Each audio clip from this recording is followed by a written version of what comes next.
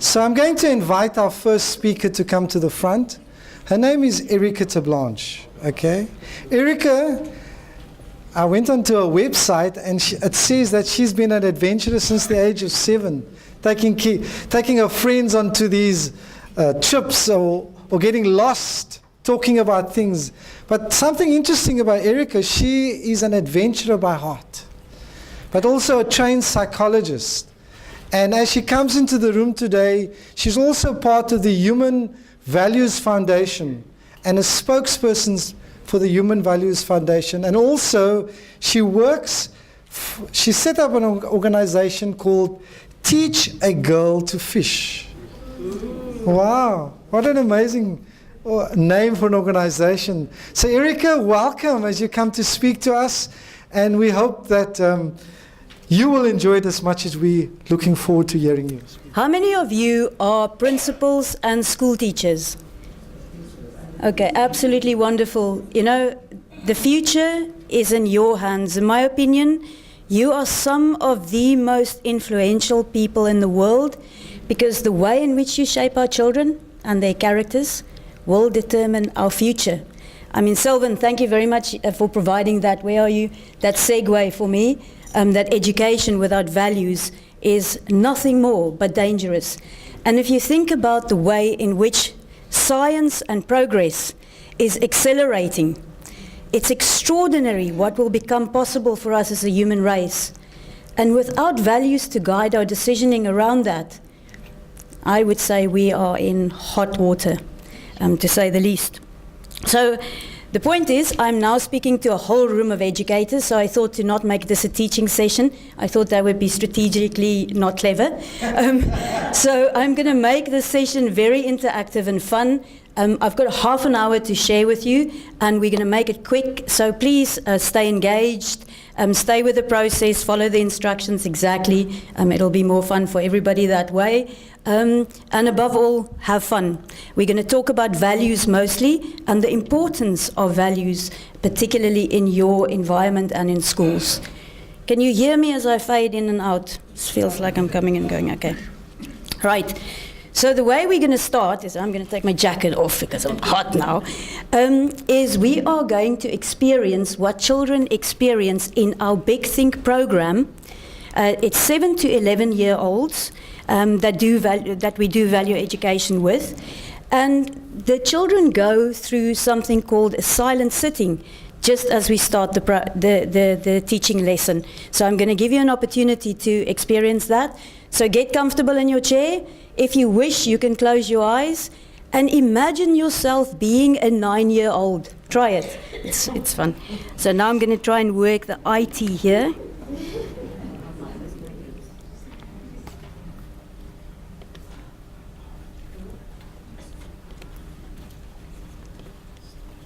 Excellent. Yeah.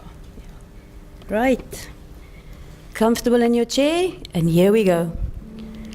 Find a comfortable position so that you can sit as still as possible. Wobble your hips from side to side and feel your sitting bones where they make contact with the ground or chair beneath you.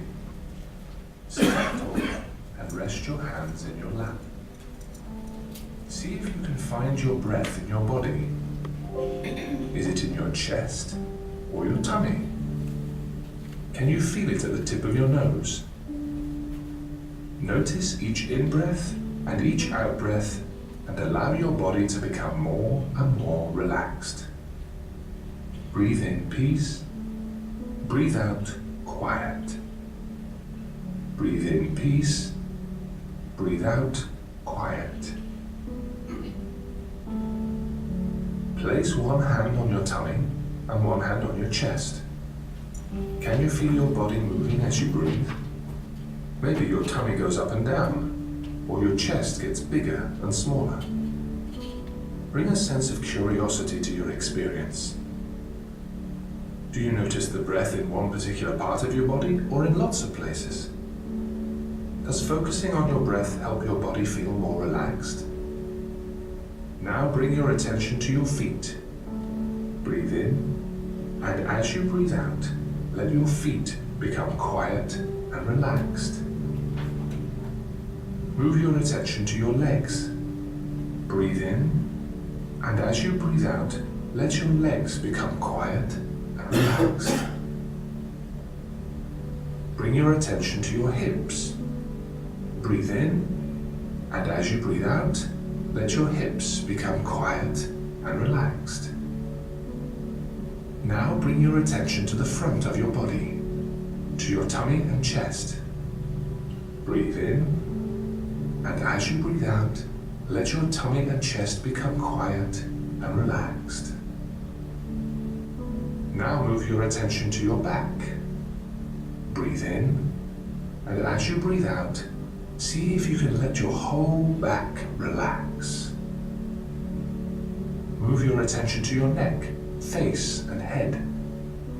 Breathe in, and as you breathe out, let your neck, face, and head relax. Feel a sense of quiet and relaxation through your whole body. Breathe in peace, breathe out quiet. Stay here for a few moments, breathing and enjoying these feelings of peace and quiet, and remember, the breath is always there to help you relax.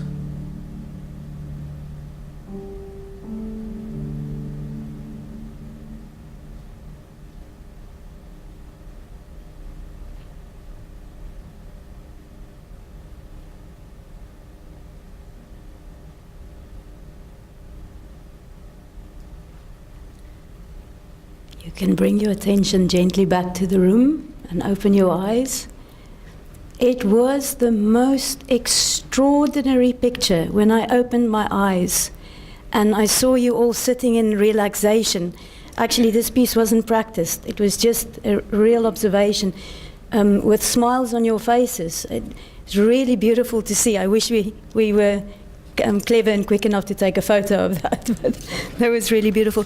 But can you feel the attention and the sense of being able to hear and think more clearly? Now in the room, there's something different. Now imagine a bunch of 7, 8, 9, 10, 11-year-olds suddenly being able to pay attention fully to their teacher. And normally what happens in a lesson plan is after that there's a storytelling and the children are riveted and they sit still throughout and really enjoy and hear the story. So the point I'm trying to make is that, a value like peace and calm, if you have the right tools to bring that into your school into a systematic way, so into the classroom, imagine playing this at assembly on a Monday morning. You don't just set the tone for the assembly, you set the tone for the day.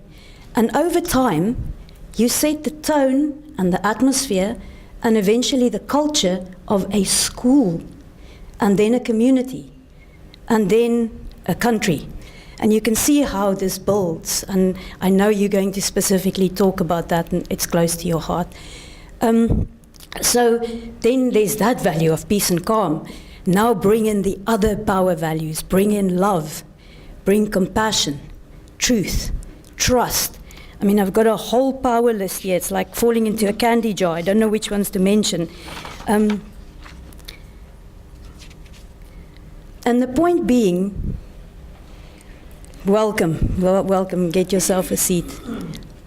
The point being that using these values in a systemic way in your schools begin to change the culture of your school. So I'm going to talk little, we're going to keep on doing little exercises so, we can stay together. I'm going to show you on the screen now a set of values. And what I would like you to do is to pick the value that you are willing to put on a t-shirt and wear out in public. So which value resonates most with you? We're going to go there now. Can you actually read them? So you can pick any one of these values at the, in the boxes. So pick yourself a value that you're willing to, like a superhero, put on a t-shirt. And then just in your triads, answer this question. How and why is this value important to you? and how does it make a difference in the world? So just literally 1 minute. It's quick. You've got 1 minute, starts now. What's your value? Why it's important to you, and what difference it makes in the world. So whatever you have shared amongst yourselves, science absolutely supports the value of values to a flourishing human life.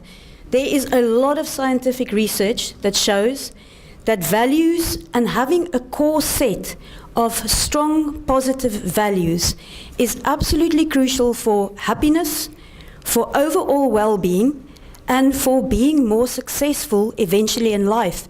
When success is measured by career, by your relationships, by your marriage, by your parent, how good a parent you are, etc. So having a core set of values is really important in the long run for our children to flourish. And now I know I'm selling ice to Eskimos, because I don't think anybody in this room contests the fact that values is very important for a child's education. The point is, and this is the really important point, is that you don't see values, and Professor, you alluded to that in terms of the NDP, but you also don't see values education in the school curriculum in a very formal way. You don't see in the staff room or on the school's priority list that values education is number one. It's the rarity when a school prioritizes that. When teachers have to get through the curriculum, values education is something that sort of happens by the wayside as best they can, but it's not a priority in every lesson plan. So the truth is, we know it's important, we know it has a massive impact, but we don't do it. And the question is why? And I think there are many reasons. I'm not in teaching, and I'm sure you guys can tell me much better, but from where I stand, what I can see is that schools already have so many fires to fight, that teachers are completely stretched to the very limit of their resource, energy, and time, that very often teachers are not equipped with the right tools, the right skill, and the right support. I mean, the tools to do good values education. So you're basically like a warrior going into battle without a sword. And the point being that values education, and if you forget everything else that I'm saying, values education is not just one more thing that needs to be done. In fact, my view is that values education is the one thing you can do that will make everything else much more achievable. And there are so many examples from the UK specifically, and I've spent quite a bit of time there, where we can show how schools who have taken values education and systemically built it into the school, to the teachers, to the admin staff, to the children, have managed to turn even the worst schools with the worst diagnostic statistics completely around, from schools where absenteeism were over 35% for both kids and teachers, so nobody came to school, drug abuse, violence on the school ground, complete disregard of the rules, and terrible academic results, that it was actually on the red list of the education department as problem schools that potentially had to have serious remedial action. And the principals of these schools managed to turn the schools around through values education, to the extent that some of these schools are now in top quartile performance academically and on every other measure. So values are really powerful as a mechanism to transform people, spaces, schools. And we can learn a lot. We could have done a case study. I mean, we could have done many things today. But I believe that the wisdom sits in this room as to how values can help you transform your school. So we're going to do an exercise to try and get a little bit closer to what values education can do for you specifically, where you work, and particularly at your school. So if you can get comfortable again, you all got notepads and pens, so if you can make sure you've got something to write with and write on. Can you think of the biggest 3 behavioral problems at your school? And write those down. And you can close your eyes if you wish.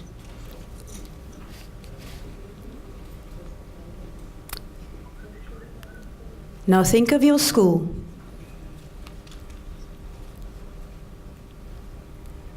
Imagine yourself at your school.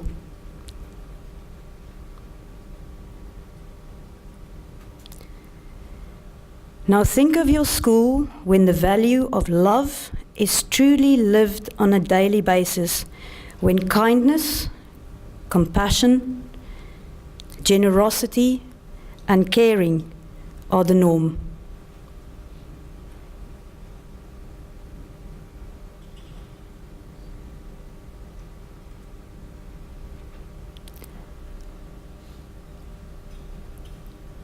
How are the students behaving?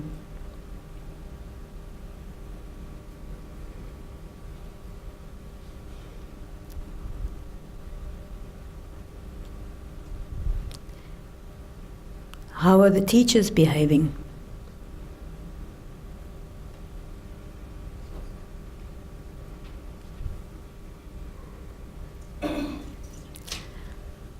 What problems have gone away?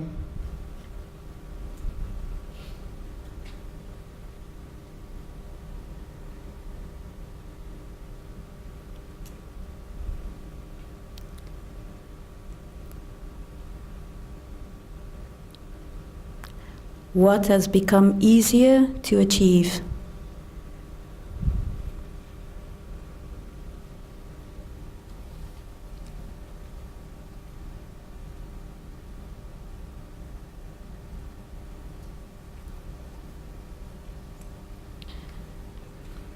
Make a few notes.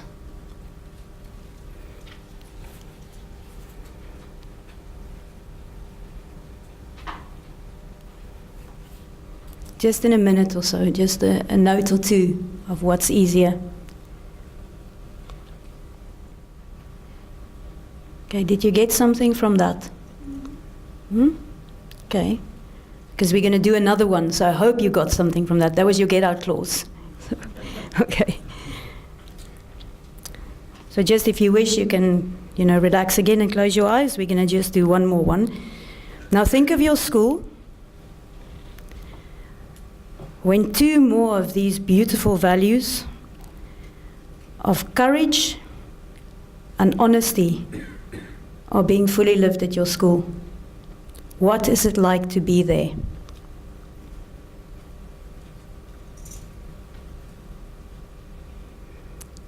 How are the children behaving?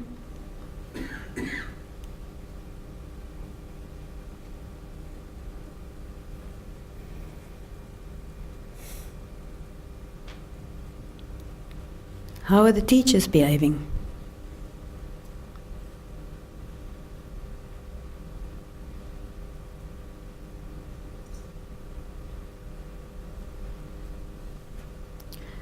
What problems have gone away?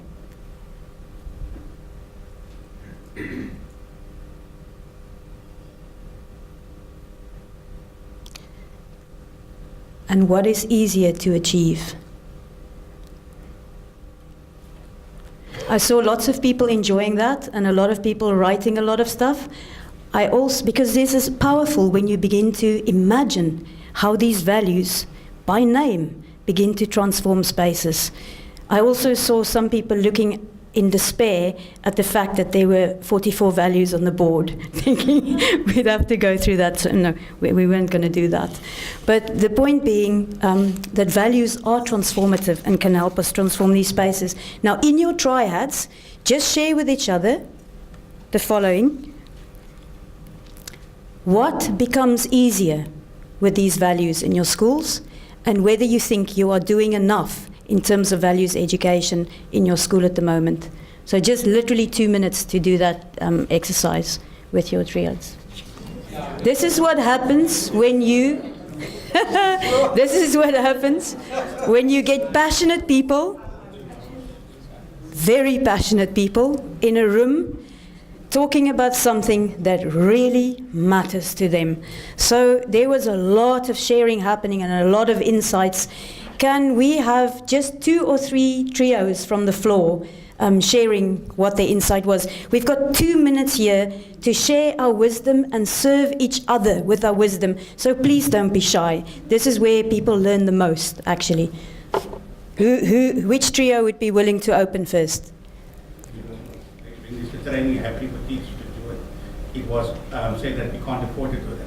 Really? And then when you look at currently what's happening in maybe individual schools of planning, in our school currently, we have, well, the plan is designed. We are teaching this even habits of effective leadership, and every leadership have its own values on a fortnight basis. Where we are lacking, and I'm saying we are not doing enough, where we are lacking is that we need more into it, even begin to teach, train the teachers and parents. So there is a plan now to start on the 18th of May with the same values for parent workshop. Oh, wonderful. We hope to encourage them to attend. Yeah. And I think that is because nowadays, I mean, I think we all can agree that technology has made it so easy where they don't need the teacher to teach the subject, but they need people to give you value training. Yeah. If the mindset is that is what Completely. Thank you very much for that. And indeed, we need that leverage effect more than anything. So thank you so much. It's Mohammed. Thank you so much.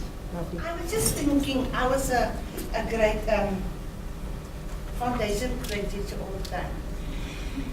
And there's a little song, it's love that makes the world go round.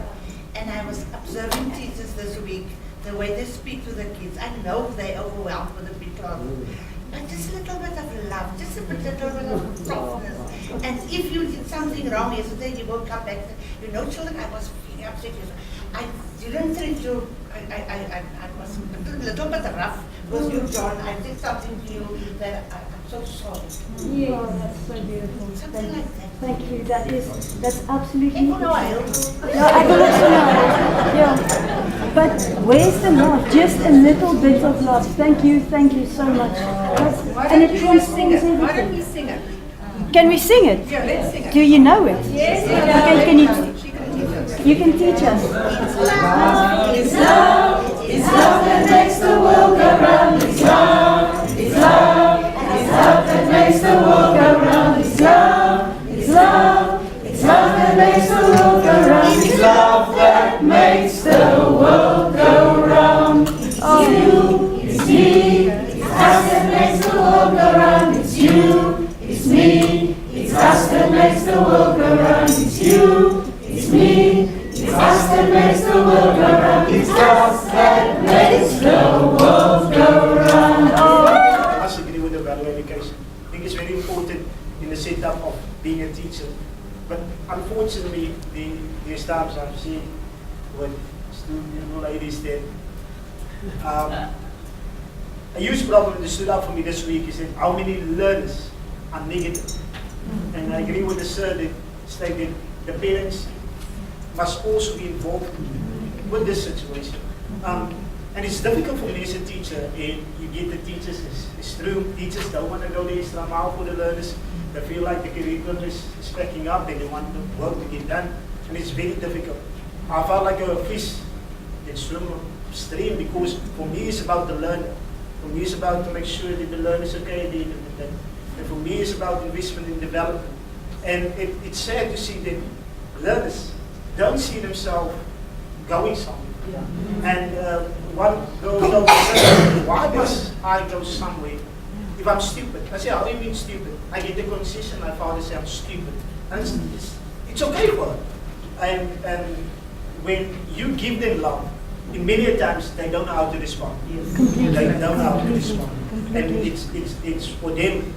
You're not acting normal, sir. Relax. Because we're not used to it. We're not used to it. And when you give them the platform, if you're giving them the freedom to say something, especially in history, I like to give my learners the freedom to speak up. And sometimes they can't define whether to speak up because they think they're rude. So it's very important that we address this issue on a serious note because it will help. Because when I listen to what you said, just picturing it, you can see the difference. White drop, learners are more open, and I think that yes, I can take them with me. Dedwa, thank you so much for that. I mean, it completely underscores the absolute importance of your role, because the kids don't get it at home.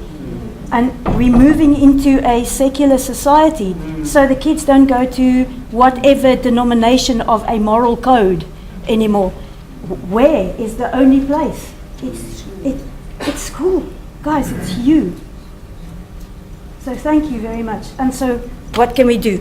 I've got 5 minutes left, so there's more sharing, and that's much more important than what I have to say. I think also my name is Ray, by the way. Hello, Ray. I think, Can you guys hear Ray? yeah, I'll try to speak up. I think there is of course, our core aim at school is curriculum delivery, where people think it's curriculum delivery. And of course, there is an overemphasis on curriculum delivery. You were saying just now, somebody mentioned that, for example, in China, the formative years of a child is spent solely on teaching them values instead of education. So when we send our children to creche, they go learn the ABC, they will send their children to creche to go learn values. And I think that's lacking.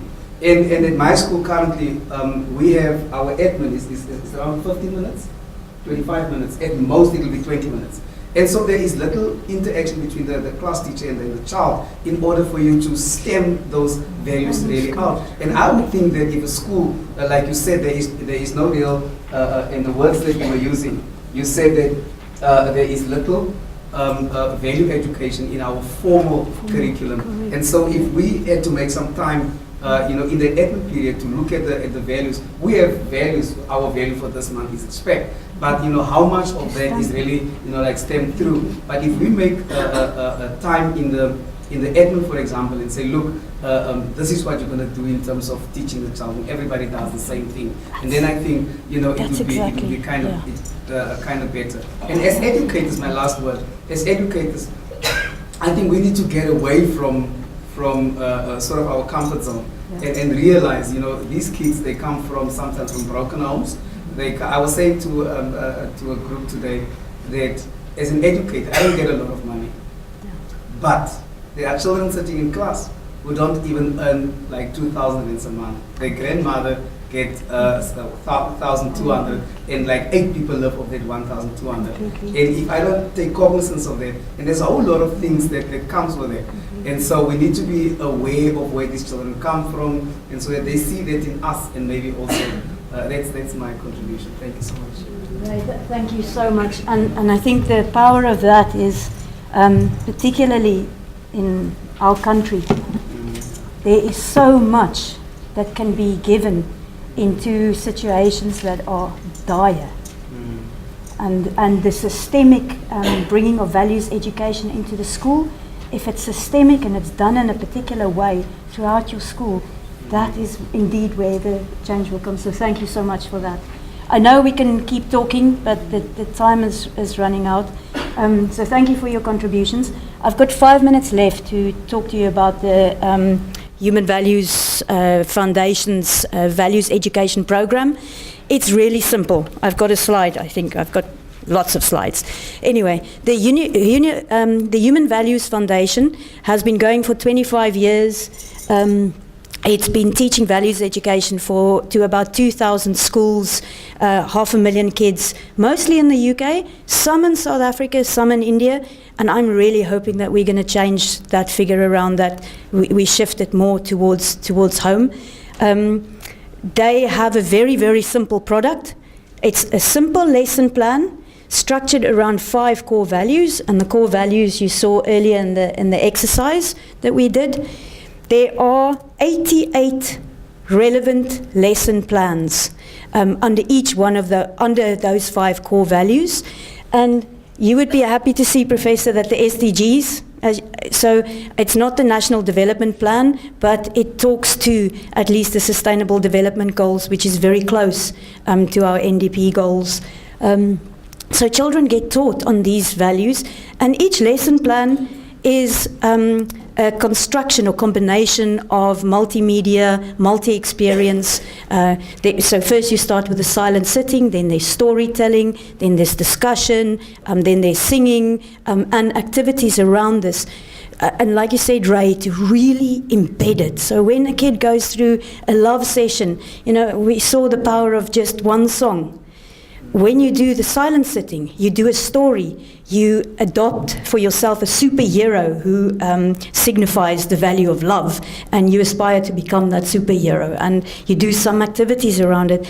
At the end of that hour lesson plan, that value of love is really stamped in your mind, and it becomes a part of your, your character and outfit. So that's what the lesson plans look like. If you guys want to contact me, you can contact the Human Values Foundation, but I'm the trustee for them in South Africa. Just you can take a photograph of this slide and then email me. I'm sure Louise would also provide a I don't know how it works with contact. Okay, that's great.